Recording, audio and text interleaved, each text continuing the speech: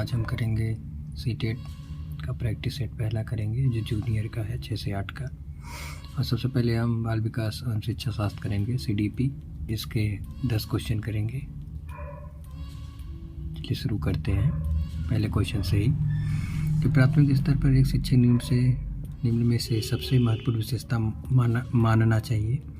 तो प्राथमिक स्तर पर सबसे मुख्य विशेषता होती है बच्चे में धैर्य, मतलब टीचर में धैर्य और दृढ़ता होनी चाहिए, क्योंकि छोटे बच्चे हैं, शरारत कम करते हैं, शरारत ज़्यादा करते हैं, पढ़ते कम हैं। और हमारी NCF कहती है कि हमारा जो शिक्षण हो वो बाल केंद्रित शिक्षा हो, बालक को केंद्र मारकर पढ़ाया जाए, बाल केंद्रित शिक्षा हो।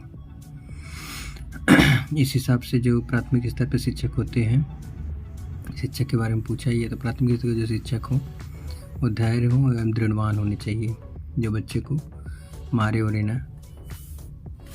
दूसरे क्वेश्चन पे है तो एक शिक्षक अपने लोकतांत्रिक स्वभाव के कारण विद्यार्थियों को पूरी कक्षा में कहीं भी बैठने की अनुमति देता है। कुछ विद्यार्थी एक साथ बैठते हैं और चर्चा करते हैं या सामूहिक पठन करते हैं, कुछ चुपचाप बैठकर अपने आप पढ़ते हैं। एक अभिभावक को यह पसंद नहीं आता है। इसी स्थिति से निपटने के लिए निम्न से कौन सा तरीका सबसे बेहतर हो सकता है? तो इनमें सबसे अच्छा तरीका होगा अभिभावक को शिक्षक पर विश्वास करना चाहिए। ये आपका B ऑप्शन सही होगा, क्योंकि अभिभावक को शिक्षक पर विश्वास रखना चाहिए कि शिक्षक के साथ समस्या पर चर्चा करनी चाहिए, क्या समस्या क्या नहीं समस्या है। अभिभावक और प्रधानाध्यापक संतुलन करना चाहिए। बच्चे को अनुभाग बदल दें, बिल्कुल नहीं, बच्चे को अनुभाग नहीं बदल सकते, क्योंकि इससे मतलब कक्षा में जो है क्या बोलते हैं वो भाग अलग करेंगे तो बच्चे क्लास में बुराइयां उत्पन्न होंगी। अभिभावक को उस विद्यालय में अपने बच्चे से निकाल लेना चाहिए, ये भी अच्छी बात नहीं है, ये भी नकारात्मक है। अभिभावक को प्रधानाचार्य एवं शिक्षक की शिकायत करनी चाहिए, ये भी नहीं। अभिभावक को शिक्षक के ऊपर जो टीचर है उस पर विश्वास करना चाहिए, और अगर वो कुछ कर रहा है तो बच्चे के भले के लिए ही करेगा, बुरे के लिए नहीं करेगा। अगले क्वेश्चन पे आते हैं जो हमारा तीसरा क्वेश्चन है। वह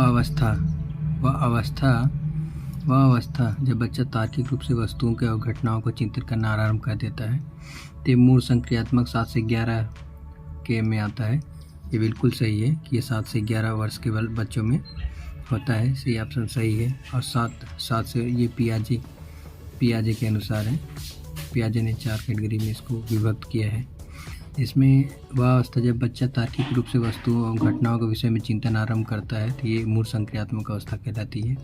7 से 11 इसे पियाजे जो जर्मनी के थे उनके द्वारा दिया गया था।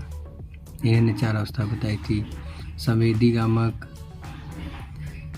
संवेदी पेशी, फिर मूर्त संक्रियात्मक और अमूर्त संक्रियात्मक। इसके बाद जो 11 के बाद जितनी है सब मतलब अमूर्त संक्रियात्मक होती हैं।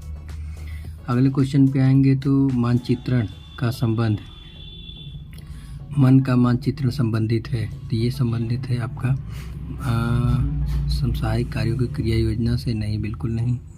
मन का चित्र बनाने से, ये भी नहीं है। मन का मनचित्रण पूछा है तो ये है। मन की क्रियाशीलता पर अनुसंधान से है, इसी ऑप्शन सही होगा। बोध समझ में बढ़ाने के तरीके से, ये भी नहीं है। मन की क्रियाशीलता पर अनुसंधान से है, सोच विचार के काम करने से है।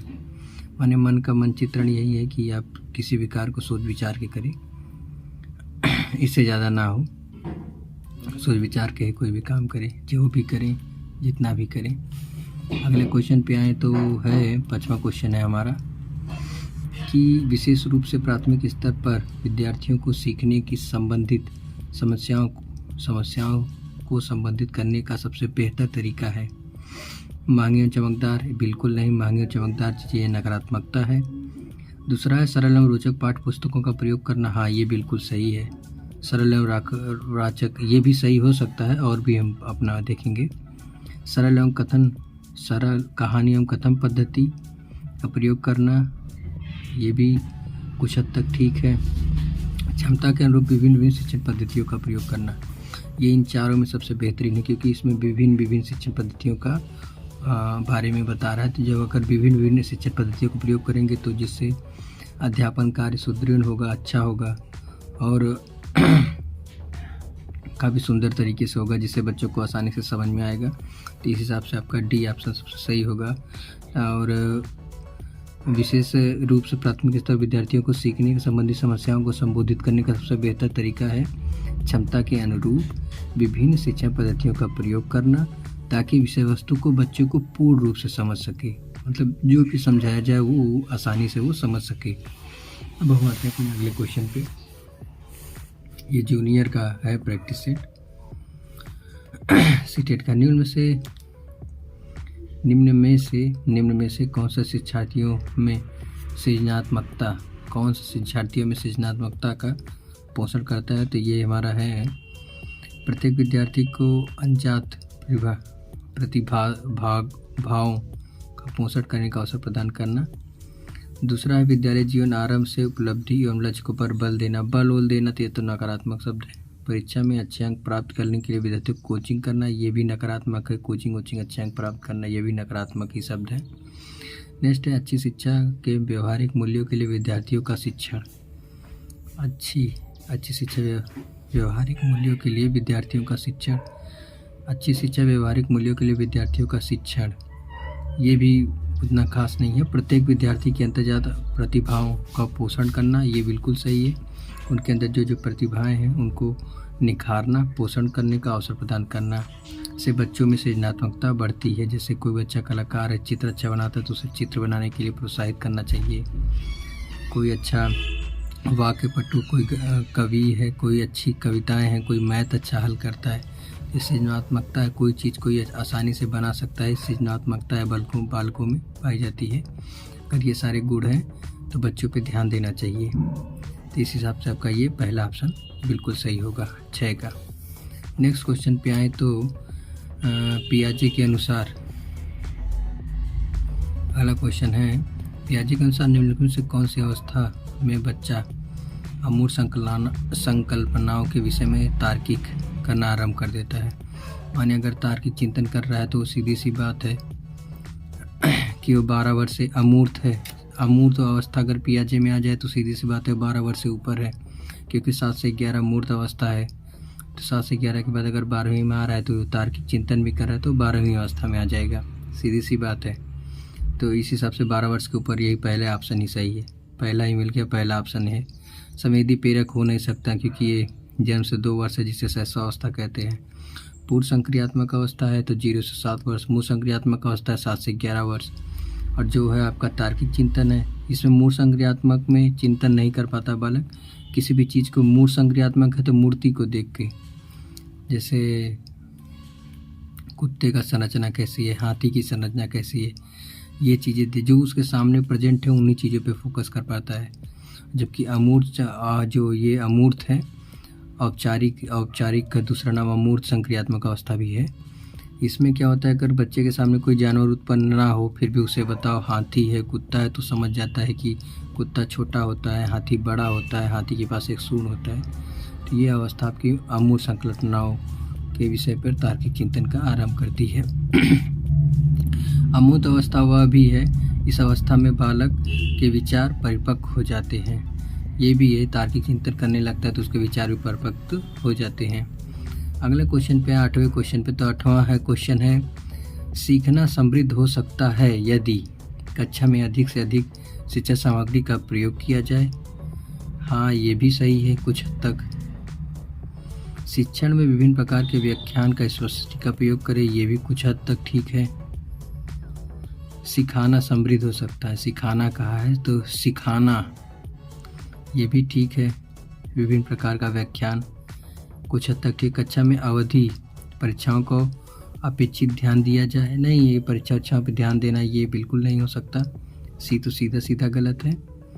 वास्तविक दुनिया के उदाहरणों को कक्षा में लाया जाए, इससे विद्यार्थी एक दूसरे से अंतःक्रिया करे और शिक्षण उस प्रक्रिया को सुगम बनाए। जब ये सब उदाहरण और आसपास की बात आए, वास्तविक दुनिया की बात आए, तो ये इन सब में सबसे बेहतर यही है कि ये वास्तविक दुनिया से जोड़ रहा है। जैसे आसपास की चीज़ें हैं, इन सबसे वास्तविक दुनिया से चीज़ों को जोड़ कर अगर कोई बताए उदाहरणों में, तो यही ऑप्शन सही होगा, डी वाला ऑप्शन। वास्तविक दुनिया से उदाहरणों में को कक्षा में लाए, जिससे विद्यार्थी एक दूसरे से अंतःक्रिया करे और शिक्षण प्रक्रिया को सुगम बनाए, और शिक्षण प्रक्रिया जो है सुगम हो, जिससे विद्यार्थी को सरलता से समझ में आ जाए, जो विद्यार्थी सरलता से समझ जाए। ये बिल्कुल सही है। 9वें क्वेश्चन पे आए तो निम्न में से कौन से कथन को सीखने की प्रक्रिया की विशेषता नहीं माना जाता। जब नहीं शब्द है तो उसे तुरंत गोला कर लें ताकि कन्फ्यूजन ना हो। निम्न से कौन सा कथन सीखने की प्रक्रिया की विशेषता नहीं मानना चाहिए। तो सीखने का व्यापक प्रक्रिया है, सीखना लक्ष्योन्मुखी है, सीखने की प्रक्रिया की विशेषता नहीं है। ठीक है, तो अनधिगमक भी सीखने की प्रक्रिया है। शैक्षिक संस्था एकमात्र स्थान है जहां अधिगम प्राप्त है, ये तो बिल्कुल नहीं है। सीखना एक व्यापक प्रक्रिया है, ये भी सही है। सीखना लक्ष्योन्मुखी होता है, लक्ष्य होता है, ये भी सही है, क्योंकि हर कोई सीख के उसका कोई टारगेट होता है लाइफ में कुछ ना कुछ अचीव करने का, तो ये भी बिल्कुल सही है। अनधिगमन भी सीखने की प्रक्रिया, हाँ ये भी सही है। शैक्षिक संस्थान एकमात्र स्थान है जहाँ सीखने का अधिगम प्राप्त, बिल्कुल नहीं। शैक्षिक संस्थान ही एकमात्र स्थान नहीं है जहाँ हम अधिगम सीख सकते हैं। हम कहीं पे भी सीखते हैं, हम डेली लाइफ में भी कुछ न कुछ सीखते ही हैं, आसपास के लोगों से, बड़े लोगों से। तो ज़रूरी नहीं है कि हम अधिगम सिर्फ शिक्षा संस्थान से ही ले, हर जगह से ले सकते हैं। अधिगम जो है हम अपनी लाइफ में बहुत कुछ सीखते हैं जो स्कूल नहीं सिखाता, बाहर की चीज़ों से सीखते हैं। तो इसमें आगे है, बल्कि अपने ज्ञान को वह किसी भी अध्यापक की सहायता से सीख सकता है। माता पिता हैं, बड़े भाई हैं, बड़े पापा हैं, चाचा है, तो शैक्षिक संस्थान से वो अधिगम नहीं करता है, हर जगह सीखता है। दोस्तों यारों, जहाँ उठता बैठता है, हर जगह से बालक सीखता है।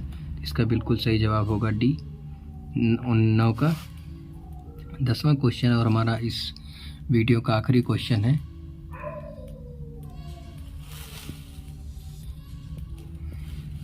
भूल गए क्या लगता है, 10वां है। सीखने की प्रक्रिया व्यापक है, ये तो बिल्कुल नहीं है। मतलब निम्न में से कौन सा कथन सीखने की प्रक्रिया की विशेषता नहीं माना जाना चाहिए। सीखने का व्यापक प्रक्रिया ये तो है, सीखना लक्ष्योन्मुखी ये भी है। अधिगमन भी सीखने की प्रक्रिया, ये भी बिल्कुल सही है। और डी है, अपना शैक्षिक संस्था का एकमात्र स्थान है जहाँ अधिगम प्राप्त होता है। ये तो मैं आपको बता दिया कि इंसान लाइफ में कोई भी बालक हो हर जगह सीखता है, एकमात्र स्थान शिक्षण संस्थान नहीं है। दोस्तों से, गुरु से सीखता है, माता पिता से, बड़े पापा से, सबसे सीखता है, चाचा वाचा सबसे सीखता है, जहाँ बैठता है, जहाँ जाता है, हर जगह से सीखता है। तो इस हिसाब से आपका 9 का डी ऑप्शन बिल्कुल सही होगा। एकमात्र स्थान नहीं, अधिगम कहीं से भी किया जाता है, हर जगह पूरी ज़िंदगी इंसान सीखता है। तो ये ज़रूरी नहीं कि पूरी ज़िंदगी वो किसी शिक्षण संस्था से ही सीखे। अगला और लास्ट क्वेश्चन है हमारा। 5वीं कक्षा के दृष्टिबाधित विद्यार्थी तो के माता पिता मित्रों उसे दैनिक कार्यों के लिए सहायता की जानी चाहिए। बिल्कुल थोड़ा बहुत कह सकते हैं सही है, नहीं तो उतना सही नहीं है। ये ऑप्शन बी है, के साथ कक्षा में समान रूप से व्यवहार किया जाना चाहिए और सब सीढ़ी और माध्यमों की सहायता उपलब्ध कराई जानी चाहिए। ये बिल्कुल सही ऑप्शन है, क्योंकि कोई भी बालक आगे बढ़ते हैं, ये तो सही लग ही रहा है। के साथ कक्षा में विशेष व्यवहार किया जाना नहीं, अगर विशेष व्यवहार करेंगे तो बालक के अंदर हीन भावना आएगी कि वो दृष्टिबाधित है इसलिए उसके साथ विशेष व्यवहार किया जा रहा है। ये चीज़ बिल्कुल ना करें। को निचले स्तर का कार्य करने की छूट मिलनी चाहिए, ये भी गलत बात है। किसी बालक को किसी प्रकार की छूट या अगर उसके अंदर दृष्टिबाधिता है तो इस पर भी बिल्कुल भी ये भी गलत होगा। तो इसका सही ऑप्शन यही बी ही है, के साथ कक्षा में सामान्य रूप से व्यवहार किया जाना चाहिए, सब्सिडी के माध्यम से सहायता उपलब्ध करानी चाहिए ताकि उसमें आत्महीनता जैसी भावना न जागृत हो और वो मन लगा के पढ़ सके, उसका ध्यान लगे। दृष्टिबाधित विद्यार्थियों के लिए, दृष्टिबाधित विद्यार्थी वही है जो आसानी से किसी चीज़ को देख ना सके, तो इनके लिए सब सामग्री का प्रयोग ज़्यादा करना चाहिए, जैसे रेडियो है, टेप रिकॉर्डर है, इन सब चीज़ों का उपयोग करके उन्हें सिखाया जाना चाहिए जिससे उनका अधिगम प्रक्रिया अच्छी हो। विशेष व्यवहार करेंगे तो उसमें भी हीन भावना होगी, किसी चीज़ में छूट देंगे तो उसमें भी हीन भावना होगी, बच्चे में हीन भावना ना उत्पन्न हो, यही हमारे एनसीएफ भी कहता है। NCF, और यही हमारी नई शिक्षा नीति भी कहती है। इस हिसाब से धन्यवाद, और like and subscribe to my YouTube channel let's learn with Shivam sir. Thank you so much.